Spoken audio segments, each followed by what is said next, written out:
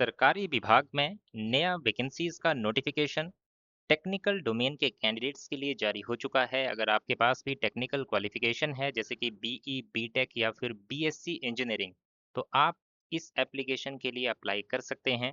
यहाँ पर vacancies various different disciplines के लिए है जिसके लिए आप आवेदन ऑनलाइन कर पाएंगे।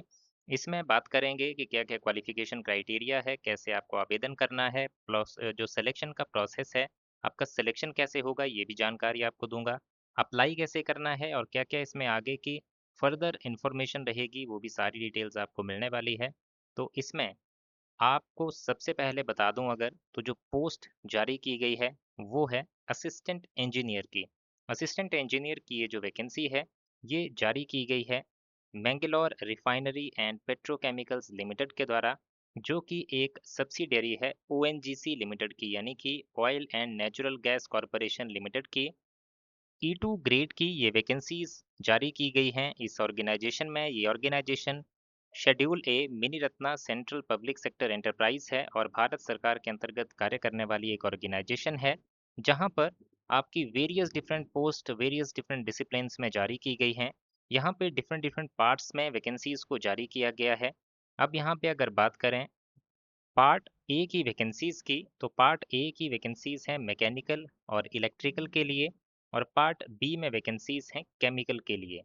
अब ये जो मैकेनिकल की वैकेंसीज है इसके लिए आपने बीई, बीटेक या फिर बीएससी इंजीनियरिंग जो है वो किया होना चाहिए मैकेनिकल इंजीनियरिंग में, और इलेक्ट्रिकल के लिए इलेक्ट्रिकल इंजीनियरिंग या फिर इलेक्ट्रिकल एंड इलेक्ट्रॉनिक्स इंजीनियरिंग, और केमिकल के लिए आपने केमिकल इंजीनियरिंग या फिर केमिकल टेक्नोलॉजी या फिर पेट्रोकेमिकल इंजीनियरिंग या फिर पेट्रोकेमिकल टेक्नोलॉजी में अपना बीई, बीटेक या फिर बीएससी इंजीनियरिंग किया होना चाहिए। कैटेगरी वाइज वैकेंसीज का चार्ट भी आपको देखने को मिल जाएगा। तो अभी हमारे टेलीग्राम चैनल पे जाइए, इस रिक्रूटमेंट नोटिफिकेशन का पीडीएफ डाउनलोड कीजिए और उसमें खुद से जानकारी चेक कीजिए कि आपकी कैटेगरी में कितने नंबर ऑफ वैकेंसीज किस डोमेन में जारी की गई हैं। अब यहाँ पे नेक्स्ट आगे बात करेंगे एज लिमिट की। तो आपकी एज लिखा गया है कि 27 साल से कम होनी चाहिए। अगर आप ओबीसी नॉन क्रीमिलेयर से हैं तो 3 साल का एज रिलैक्सेशन दिया जाएगा, और SC ST हैं तो 5 साल का एज रिलैक्सेशन जो है आपको दिया जाने वाला है। इसके अलावा अब अगर बात करें कि जो आपका सिलेक्शन प्रोसेस रहेगा वो किस तरह का रहेगा, एप्लीकेशन फॉर्म जो है आपको कैसे भरना है, और बाकी क्या क्या इसमें फॉर्मेलिटीज आपके लिए रहने वाली हैं, सैलरी स्ट्रक्चर क्या रहेगा। तो सैलरी स्ट्रक्चर की अगर बात करें तो इसमें आपकी स्टार्टिंग मंथली सैलरी 1 लाख से ऊपर की होने वाली है, और इसमें आपको सारे बेनिफिट्स जो हैं जो गवर्नमेंट ऑफ इंडिया, जो भारत सरकार के अंतर्गत अगर आप नौकरी करते हैं तो वहाँ पे एम्प्लॉय को जो बेनिफिट्स मिलते हैं वो सारे बेनिफिट्स आपको यहाँ पे मिलने वाले हैं।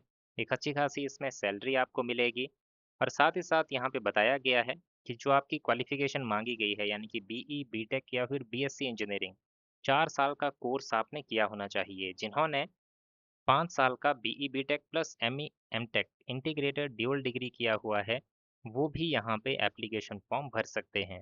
इसी तरह के और भी क्राइटेरिया यहाँ पे बताए गए हैं जिनकी जानकारी आप इस जो पॉइंट टेबल है इसमें देख पाएंगे जब आप इसकी नोटिफिकेशन को डाउनलोड करेंगे। अब इसके अलावा एक और इम्पोर्टेंट इंस्ट्रक्शन है जो आपके पास होनी चाहिए, वो है आपका गेट एग्जामिनेशन के मार्क्स।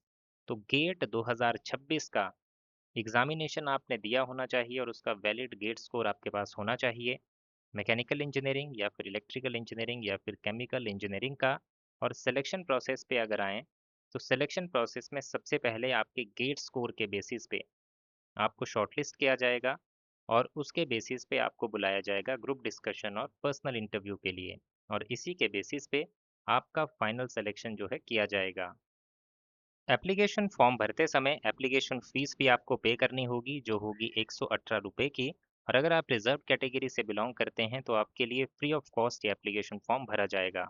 एप्लीकेशन फॉर्म आपको MRPL की ऑफिशियल वेबसाइट पे जाके भरना होगा, या फिर इसका डायरेक्ट लिंक आपको हमारे टेलीग्राम चैनल पे मिल जाएगा।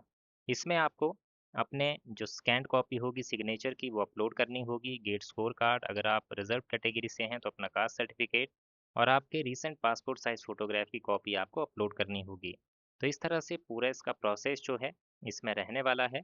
अब अगर इम्पोर्टेंट डेट्स की बात की जाए कि आपकी एप्लीकेशन फॉर्म कब से लेके कब तक आपका सबमिट किया जाएगा, तो एप्लीकेशन फॉर्म भरना शुरू हो चुके हैं 21 अगस्त 2026 से, और लास्ट डेट है एप्लीकेशन फॉर्म को सबमिट करने की 19 सितंबर 2026। इसके अलावा अगर आपका कोई भी डाउट हो तो आप कमेंट सेक्शन में कमेंट करके इसकी कोई भी जानकारी ले सकते हैं।